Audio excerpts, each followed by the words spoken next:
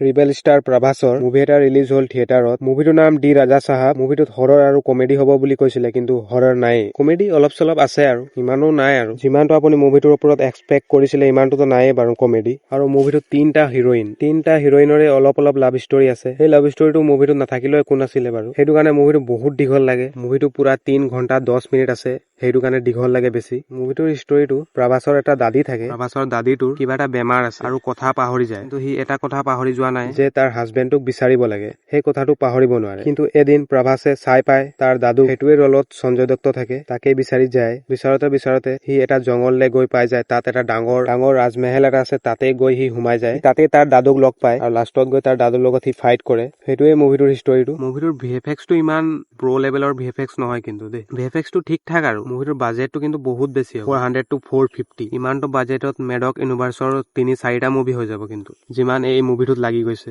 প্ৰভাসক এই মুভিটোত সেই আগত যে কমেডি কৰিছিলে আৰু একচন কৰিছিলে যে মুভিবোৰত, সেইটো মনত পেলাই দিব এই মুভিটো। আৰু প্ৰভাসৰ জকাৰ লুকটো চাই পাব লাষ্টত, একো কানেকশ্যনে নাছিলে এইটোৰ লগত। প্ৰভাসৰ এই জকাৰ লুকটো দেখা কাৰণটো হ'ল যে তাৰ পাৰ্ট 2 আহিব। এই মুভিটো এটা হিট হয় নে ফ্লপ হয় তাৰ ওপৰতে ডিপেণ্ড কৰিব যে পাৰ্ট 2 আহিব নে নাই। প্ৰভাসক আৰু স্পিৰিটে বচাব আৰু এই বছৰ, নহলে প্ৰভাসৰ দিগদাৰ আছে আদিপুৰুষ টাইপৰ।